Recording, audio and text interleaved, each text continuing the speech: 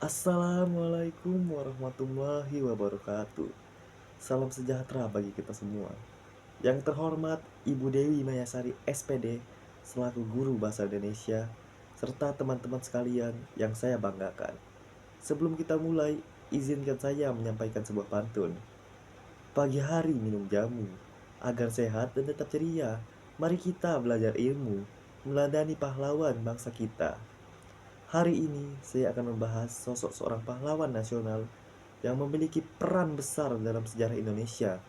Beliau bukan hanya seorang insinyur, tetapi juga pemimpin visioner yang berjasa dalam menjaga kedaulatan wilayah Indonesia. Beliau adalah Insinyur Haji Juanda Kartawijaya. Tanpa basa-basi lagi, mari saja kita mulai. Juanda Kartawijaya lahir pada 14 Januari 1911 di Tasikmalaya, Jawa Barat. Beliau tumbuh dalam keluarga yang sangat mementingkan pendidikan. Sejak kecil, ia dikenal sebagai anak yang rajin, cerdas, dan memiliki rasa ingin tahu yang tinggi. Pendidikan dasarnya ia tempuh di IS, Holland Indian School, lalu melanjutkan ke Mulo. Setelah menyelesaikan pendidikan menengah, ia diterima di Teknik High School di Bandung, yang kini dikenal sebagai Institut Teknologi Bandung atau ITB, dan mengambil jurusan Teknik Sipil. Selama masa kuliahnya, Juanda menunjukkan kecerdasan luar biasa. Ia tidak hanya unggul dalam bidang akademik, tetapi juga aktif dalam berbagai kegiatan organisasi. Hal ini membentuk jiwa kepemimpinannya sejak muda. Juanda memulai karirnya sebagai pendidik. Ia menjadi dosen di ITB, tempat ia menginspirasi banyak mahasiswa muda. Namun kecintaannya pada negara membawanya ke dunia politik. Pada tahun 1146, ia diangkat menjadi Menteri Perhubungan dalam Kabinet Sultan Syahrir. Sejak saat itu, ia terus dipercaya memegang berbagai jabatan penting, diantaranya Menteri Keuangan, Menteri Perekonomian, Menteri Pertahanan, hingga akhirnya menjadi Perdana Menteri Indonesia yang terakhir pada tahun 1957. Sebagai Perdana Menteri, Juanda menghadapi berbagai tantangan, termasuk upaya memperkuat ekonomi nasional dan menjaga stabilitas politik di tengah situasi yang penuh gejolak.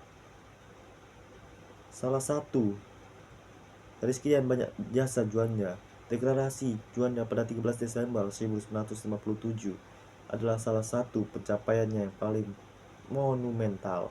Sebelum deklarasi Juanda, wilayah laut Indonesia hanya mencakup 3 mil laut dari garis pantai. Hal ini membuat banyak wilayah perairan di antara pulau-pulau Indonesia sebagai perairan internasional yang berarti kapal asing bebas berlalu lalang tanpa izin. Melalui deklarasi Juanda, ia menegaskan bahwa laut di sekitar, di antara, dan di dalam kepulauan Indonesia adalah satu kesatuan wilayah NKRI. Deklarasi ini menjadi dasar konsep negara kepulauan Archipelagic State yang kemudian diakui oleh dunia dalam Konvensi Hukum Laut PBB atau UNCLOS pada tahun 1982. Berkat perjuangan Juanda, kini wilayah laut Indonesia mencapai 5,8 juta kilometer persegi, menjadikannya salah satu negara dengan wilayah maritim terbesar di dunia. Juanda Kartawijaya wafat pada 7 November 1963 di Jakarta akibat serangan jantung. Meskipun beliau telah tiada, namanya tetap hidup dalam sejarah Indonesia. Sebagai penghormatan, namanya diabadikan dalam berbagai tempat penting, seperti Bandara Internasional Juanda di Surabaya, Taman Hutan Raya Insinyur Haji Juanda di Bandung, serta banyak jalan dan sekolah yang menggunakan namanya. Pada tahun 1963, pemerintah Indonesia secara resmi menetapkan beliau sebagai pahlawan nasional. Dari kisah hidup Juanda Kartawijaya, kita bisa belajar banyak hal.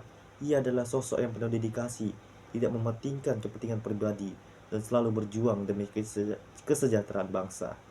Sebagai generasi muda, kita harus meneruskan perjuangannya. Kita mungkin tidak perlu berperang melawan penjajah, tetapi kita harus bisa berkontribusi dengan cara lain, seperti belajar dengan sungguh-sungguh, menjaga persatuan, dan berperan aktif dalam membangun bangsa. Sebelum saya akhiri, ada satu pantun untuk kita semua. Ke laut pergi si nelayan, mencari ikan di pagi hari. Jadilah pemuda penuh keteladanan demi Indonesia yang abadi. Terima kasih atas perhatiannya. Wassalamualaikum warahmatullahi wabarakatuh.